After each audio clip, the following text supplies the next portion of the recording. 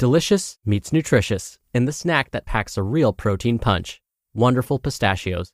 Each 1-ounce serving of Wonderful Pistachios has 6 grams of protein, giving you over 10% of your daily value and making Wonderful Pistachios one of the highest protein nuts. But perhaps more than that, I love all of the flavors they have. Their sea salt and vinegar ones are my favorite when I'm craving that flavor but want to keep it healthy. But that's just the tip of the iceberg.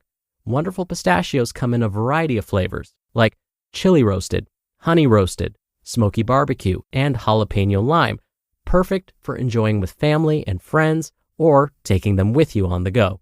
Whether you're a pistachio purist who loves cracking open every nut, or you prefer the convenience of no-shells pistachios, Wonderful Pistachios has got you covered. Grab Wonderful Pistachios and elevate your snacking game today.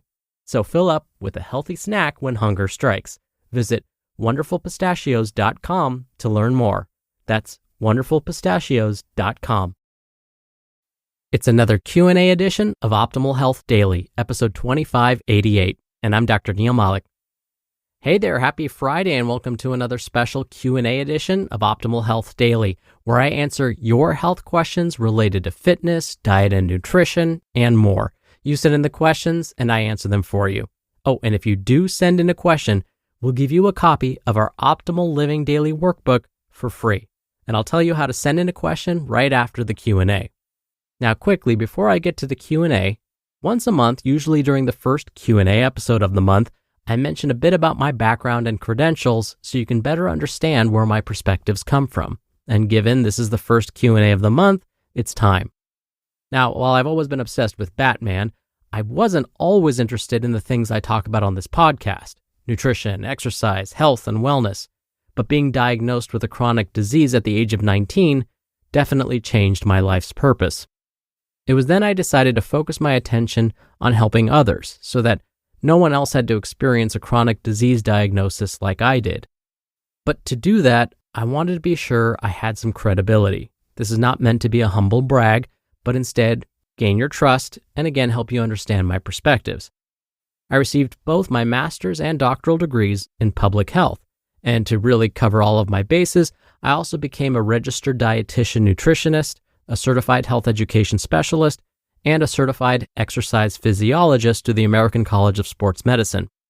I've been teaching in higher education for a long time now, and I'm currently faculty within the California State University system. I've published peer-reviewed studies, presented at national and international conferences, and I've been interviewed by over 70 different media outlets for my expertise on basically all the things I talk about on this podcast.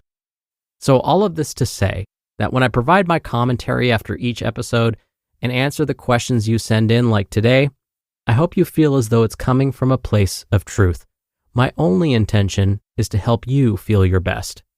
All right, and with that, let's finally hear today's question as we optimize your life.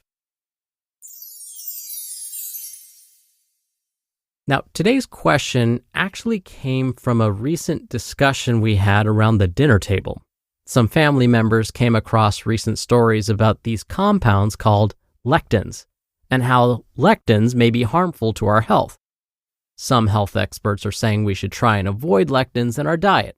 So, the question posed at the dinner table was, do we need to avoid lectins or lectin-containing foods in our diets? Let's discuss. First, let's talk about lectins. What are they? Lectins are found naturally in plant-based foods. They're an interesting compound because they're proteins that are bound to carbohydrates. I'll give you an example. Beans and lentils contain lectins, so I'm going to end up mentioning beans and lentils a lot in this episode. From a nutrition standpoint, when we consume beans and lentils as part of our diets, we count them as both a carbohydrate and a protein. Now, beyond beans and lentils, peas, peanuts, soybeans, and even whole grains also contain lectins. So, if lectins are found in what sound like otherwise nutritious foods, why is there this pushback against them? Well, it's because some have classified lectins as anti-nutrients.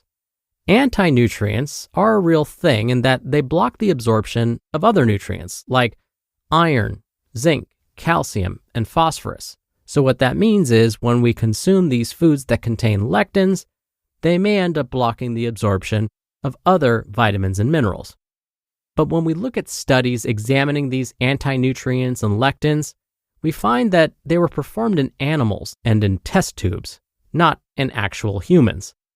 But there were some reported cases where people consuming foods that contained high levels of the active form of lectin experienced stomach upset like nausea, vomiting, and diarrhea.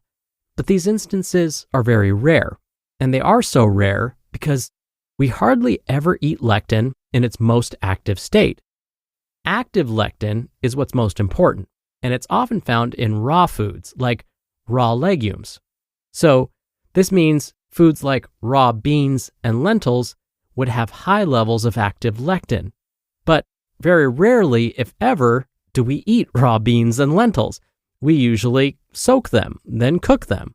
And it turns out that soaking and cooking beans and lentils and other foods that contain lectin helps deactivate it. This now makes these foods safe to eat. Canned beans, for example, have already gone through this process of soaking and cooking, so they're naturally low in lectins. So depending on how the lectin-containing foods were prepared, there may still be some active lectins left, but usually these don't cause us any problems.